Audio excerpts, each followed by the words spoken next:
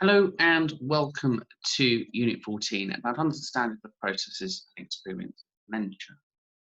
We know that we're entering an aging population and more people are experiencing dementia because we're living longer than we used to.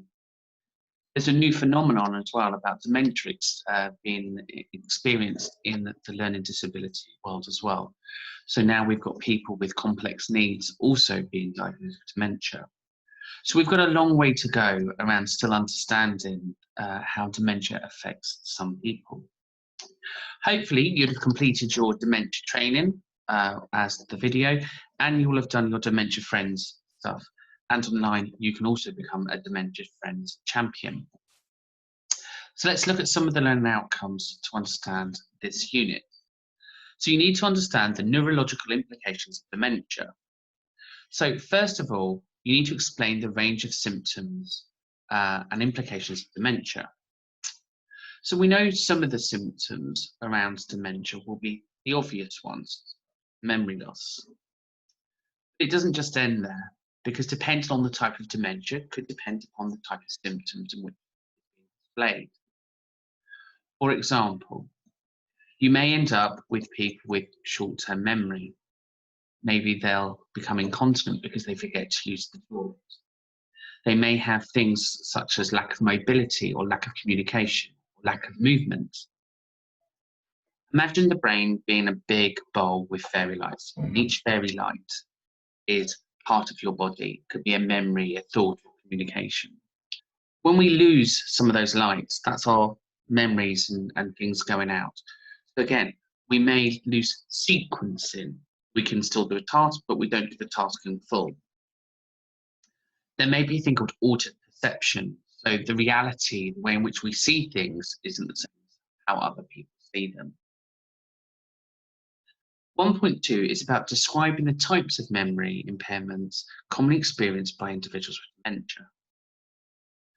So here we know that we have the long-term memory, which is normally intact, but the short-term memory disappears.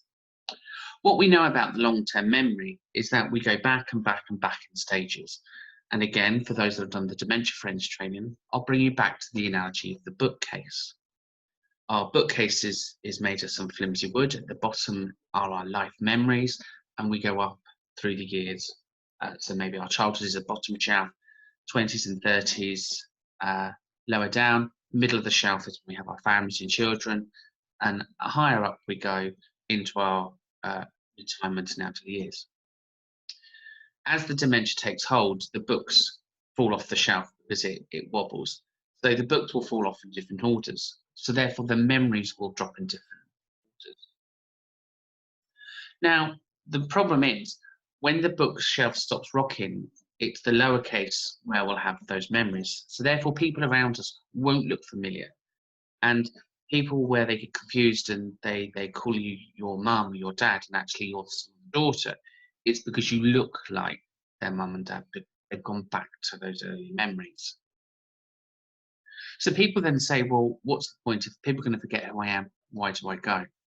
But alongside the memory side, we have the emotional regulator side. And that's a similar bookcase to memories, but it's a much thicker bookcase. It's less likely to wobble. So therefore, whilst the memories are dropping, the emotions are still there.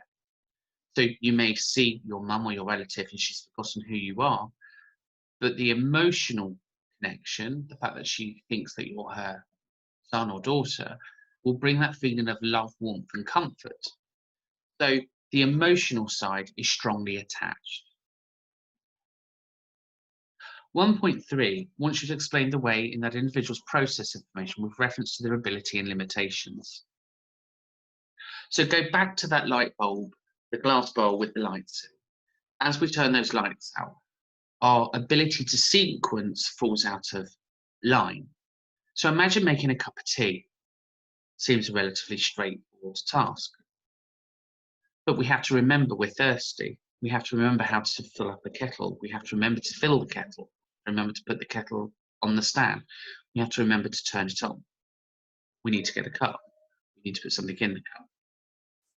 It might be that through the dementia, parts of those sequences are lost.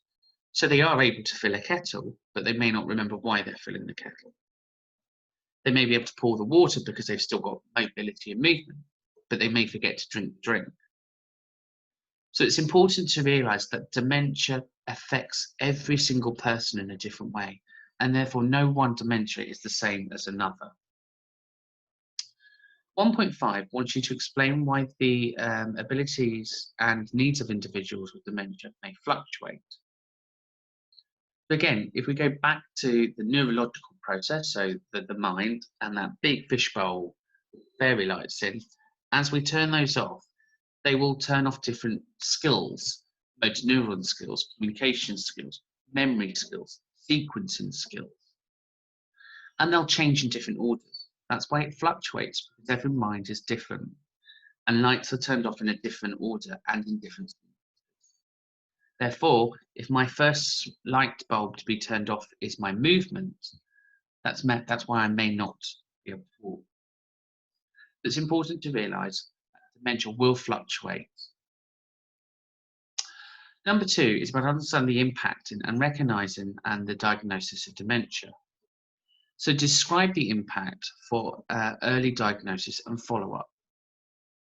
So we know people that have dementia go through what's called a memory clinic. During the memory clinic, they're asked to explain things. They're given sequences to remember. And what you'll find is that in the first stages, they become confused and maybe they forget things. Imagine how you would feel if you kept forgetting things. What would happen? You might show signs of aggression or anger.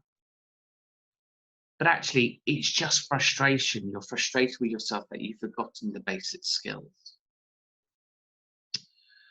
Then we move into the second stage where we have the more impact and we're forgetting things, and actually we start to forget who's around us, and we fluctuate in and out. And then finally, we move to the third stages. And that's where a lot of our light bulbs have been switched off and we're unable to think and be the person who we once were.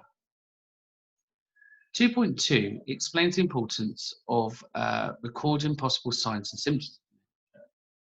So it's important that we recognise and record things because we can see how the condition is taking hold of people. It's important that we don't see dementia as a life sentence, and it's important that we're able to live well with dementia. So if we can record the signs and symptoms, we're able to record the type of dementia. And then alongside that, we're able to put in different strategies to help somebody. So for example, if it is short-term memory, maybe we need bigger signs around making a cup of tea, visual things, painting things, and we need to work in a much more dementia-friendly way.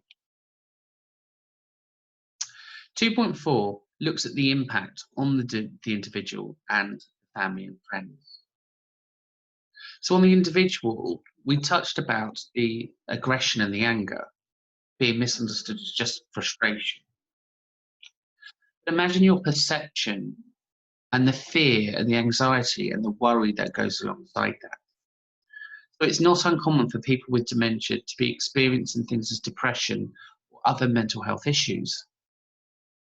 Therefore, we need to take our time with people. We may need to explain things 2 or 3 times.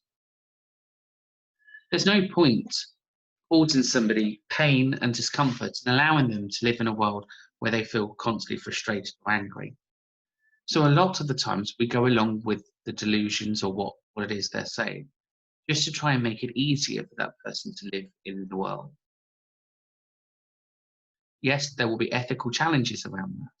But again, it's important to think how you would feel, and kindness and compassion needs to come to the forefront. So what about family and friends? Again, it's very difficult for somebody who loves their loved one to see them deteriorate and almost become lost. I've worked in dementia for about 22, 23 years, and one of the hardest things is when family members and friends come up to you and they no longer recognise you. What's important is to reassure them that whilst they may have forgotten who you are currently, you still bring the emotional regulatory feeling of love and the feeling of safety along. So therefore, it's key that we give family and friends some psychoeducation, some information around how to work with people with dementia. Because for them, they're experiencing some level of loss as well. And it's important we recognise that when providing. So learning outcome 3 is about understanding how dementia care must be underpinned by personal approaches. We know this because we did this in our mandatory units around personal centred care. You will have completed the dementia training and the dementia training. You will have done your care planning training. So you should be able to understand the importance of personal centred approach with dementia. Even more so, recognising that dementia gets hold of people in very different ways. Therefore, it's important to work with somebody around their level of sequencing. It's important we ensure people still have capacity. They may not be able to make life decision choices, but they're still able to make things such as would they like to eat or drink, do they want what they want to wear, and what they'd like to do. Evaluating a range of different techniques is really important because as they fluctuate, their ability fluctuates, their memory and skill set fluctuates with them. Therefore, it's important that we're constantly assessing dementia patients around basic things such as eating and swallowing. We may need to remind people to swallow food. Around mobility, just because they were able to walk this morning doesn't necessarily mean they still have that skill set in the afternoon. It's important that we work with people and not against them. And we need to try and enter their world to find out what it is they're doing and why they're doing it. So if you see somebody with dementia reaching out and grabbing, ask them what it is they're trying to get. See if you can help enter their world. So some of the myths and stereotypes around dementia, that people are mad. They're not mad. They have part of their sequencing in their mind has been turned off. And therefore, they may have different perceptions. They're seeing things in a different way. People say you're mad if you're putting your cups and plates in a washing machine. But let's go back to their time.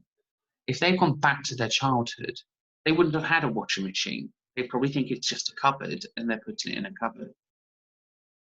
When they made a cup of tea, they would have had a gas and a silver kettle or a way of heating water up. They wouldn't have had an electric kettle, so therefore they're confused.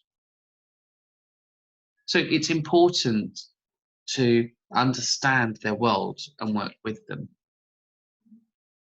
Equally, people say it's a death sentence, and that's not true either.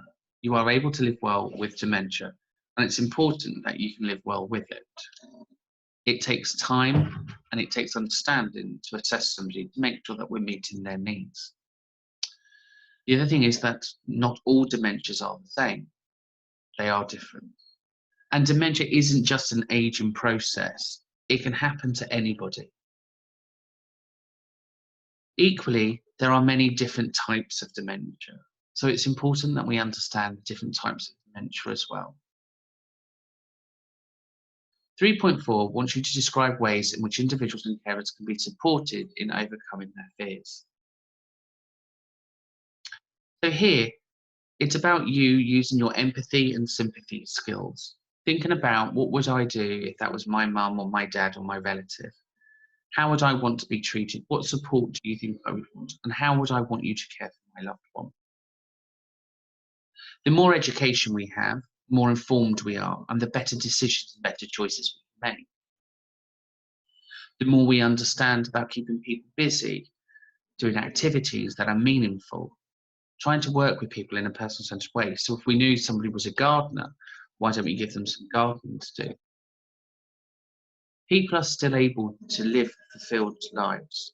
It's down to us to find the key to that log, to give them the best opportunity to thrive.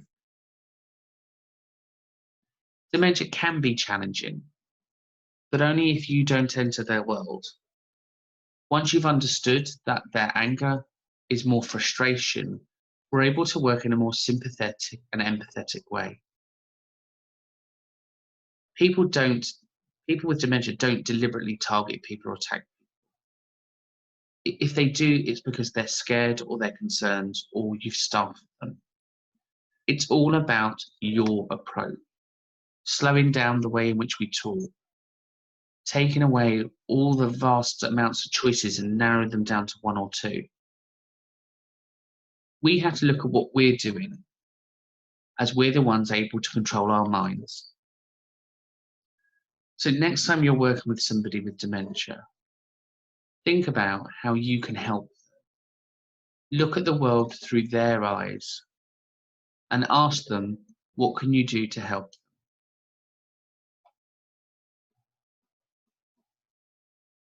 So just to run through some of the outcomes, symptoms and implications we covered: cognitive decline, behaviour, personality change. Other types of dementia around Alzheimer's, vascular, Pick's, Lewy bodies, mixed dementia, Parkinson's, and Koldikoff and Jacobs. Memory impairments, again, change our judgment, perception, interactions, etc. Our signs and symptoms could be memory loss, confusion around days, times, and objects. We know that people with dementia struggle with body movement, language. We know that there's hallucinations, delusions, false beliefs.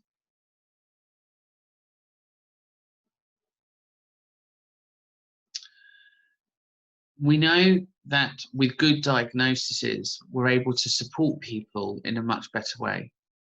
There are medications in some instances, can slow the onset of dementia. It gives us a time to sort out living wills and power of attorneys.